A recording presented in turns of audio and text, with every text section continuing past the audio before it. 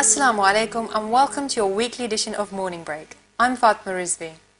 And I'm Humeras, and today we have a jam-packed show for you, including our usual current affairs as well as regular features such as Hadith of the Week, Sister Sidra Zaidi telling us about life coaching, an interview with a special guest, and part 2 of my Syria Iraq journal. Yeah, I'm really looking forward to seeing part 2 of your journal. But it's time for Hadith of the Week, isn't it, right now? So what Hadith have we got today? The Hadith I've picked is by Imam Jafar as-Sadiq, alayhi salam, and it is ablution upon ablution is light upon light. And I really liked it because one, it's one of those short ones that everyone can remember, but two, I guess, you know, we were having a discussion about this before filming, and we both interpreted this hadith quite differently, and I like that you can interpret it in different ways. I didn't take it as literal, as ablution upon ablution. I took it as this concept of keeping yourself purified and constantly keeping yourself purified will only bring in light upon light. And I love that. And I know it's metaphorical. But you know, for example, being in a state of ablution is highly recommended throughout the day, whether you're praying or not, you know, whether you're going to pray or not. And also before bed and in other acts as well. So I really like that. And I just felt like it was one of those, it's quite on a light note. And it's something that's quite easy for all of us to do. Yeah, absolutely. Being in a state of wudu is definitely that everybody should be doing to get that extra thawab. And of course, hopefully, inshallah, our viewers will, you know, take heed and think that, you know what, when I leave the bathroom or when I go to brush my teeth or something like that, I will just do wudu. And they say that if you do wudu and you go to sleep, then that whole night is taken in ibadah. So, mashallah, that is something really great. Absolutely, and I know that being in a state of wudu is something that's talked about a lot and highly recommended. I remember a dentist that I used to know who was Shia used to say that Imam Ali alayhi salam said if he could get his entire army to brush their teeth before praying, he would have done that. And I know that's just brushing teeth, but it's that constant state of hygiene and cleanliness, which we know, you know, even there's a saying, British people have a saying, which is, cleanliness is close to godliness or something, and it's that concept. And I really like the way that our Imam talks about light, bringing in light, and you know that brings it's metaphorical, right? It's talking about bringing light into your heart. And obviously we know that I know when I'm in a state of wudu, I think you do behave differently.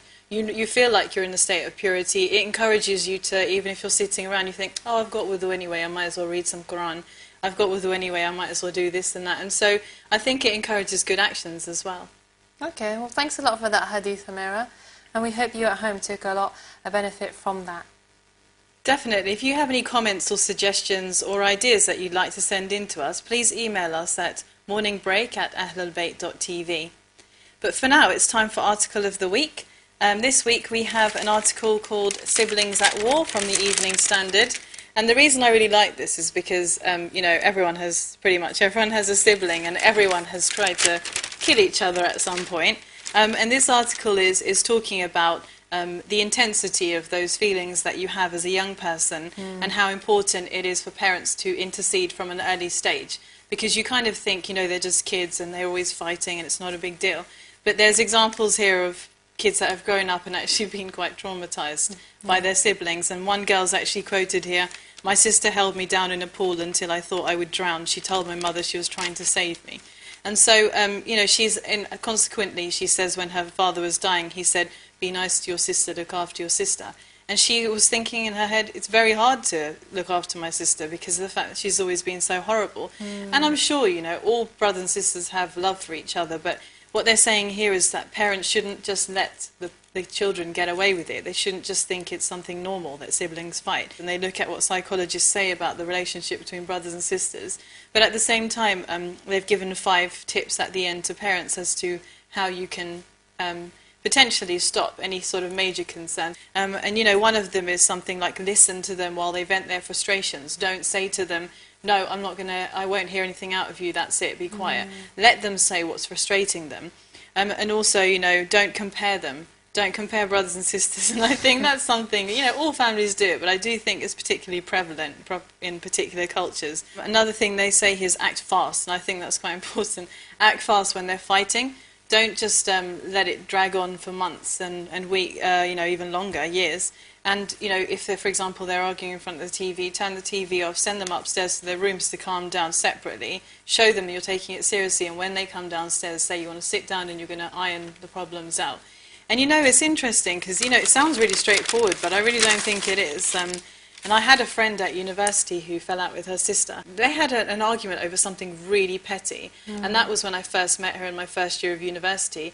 And it was only last year, when she got married, that they actually sorted stuff out, because it turned into one of those things where they said, well, I'm not saying sorry, I didn't do anything. And for some reason, the parents didn't really, they tried and they just left it. But, you know, I just found that shocking that the parents hadn't intervened. And I know that's what I'm saying. It's very easy for us to sit here and say, well, obviously all parents intervene. But I don't think it's actually that easy. I think, yes, you're right. Siblings will always have their tiffs and their fights, etc. But the point is that hopefully the bond should always be stronger than whatever argument or disagreement that they have. So that's a shame that obviously, you know, your friend obviously for many years didn't talk to each other.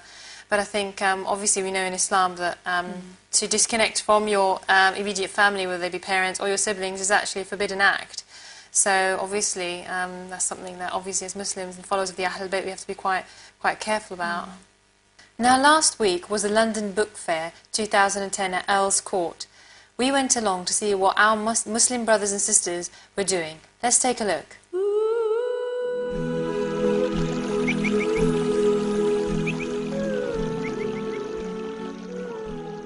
My name is On Ali Khalfan, and I'm representing Tariq Tarsil Quran, New York. And our aim is to educate people about Islam and Quran. So we are here every year for the last 15 to 20 years. And we give away a free copy of Quran to people in order to let them read and understand what the Islam is about. Because you know what is the environment in the last few years, that there's so much negative about Islam. So this is what we do here. We have like 10 different type of Quran, plus we have about 10 different books on Islam for children and for the adult. For example, we have a Najul Blaga for children as well as Najul Blaga for the adults.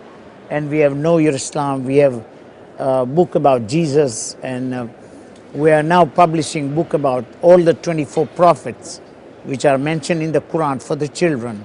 So inshallah we will have this book next year. Here we get people from all over the world, and this is the real important place for us to be here and educate the people about Islam. I mean, a lot of people, like, you see, Prophet Muhammad started a mission about 1400 years ago, and people stoned him, you know, because they didn't like it. And here is the real events when people come in. And if you see the records, for every five person, one person is Muslim. So this is what Prophet did it. This is what we are achieving from his work. And what is the role of ours to reach out to the rest of the community. So it's very important for us to be here, but unfortunately, there are hardly one or two people here, organization like us who has books on Islam.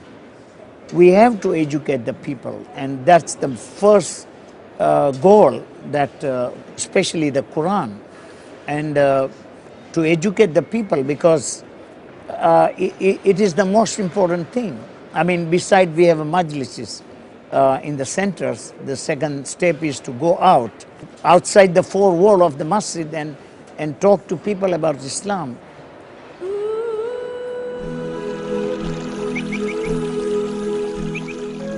Wow, that's really interesting, and I think that's really it's really inspiring to see that people are really getting out there and trying to promote the message of Islam in general, and especially the message of the Holy Ahlul Bayt. I hadn't personally thought about turning up at a normal book fair and handing things out, but that's fantastic to see that someone's taken the initiative to do that. Absolutely.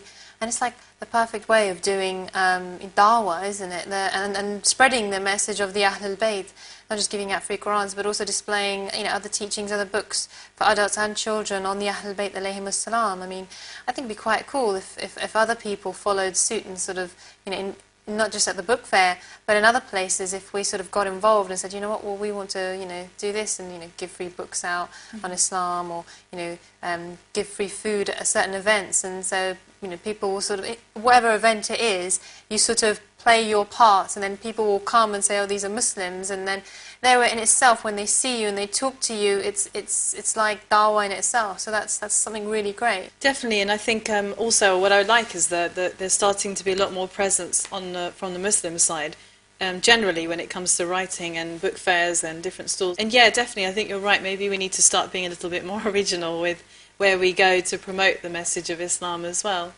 Yeah, absolutely. Okay, now it's time to go for a short break, but please do join us after the break, where we'll be interviewing Brother Inayat Kanji, who played the lead role in film 313. So don't go away. Assalamu alaikum.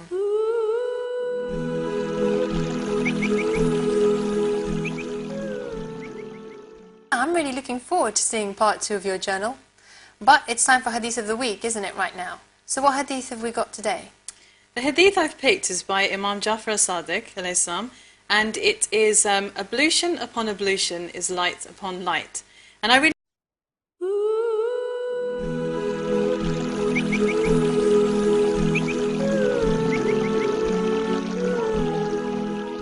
Assalamu alaikum and welcome to your weekly edition of Morning Break. I'm Fatima Rizvi. And I'm Humeras upon ablution. I took it as this concept of keeping yourself purified and constantly keeping yourself purified will only bring in light upon light. And I love that. And I know it's metaphorical. But for example, being in a state of ablution is highly... I really liked it because one, it's one of those short ones that everyone can remember. But two, I guess, we were having a discussion about this before filming, and we both interpreted this hadith quite differently. And I like that you can interpret it in different ways. I didn't take it as literal, as ablution or Mirza.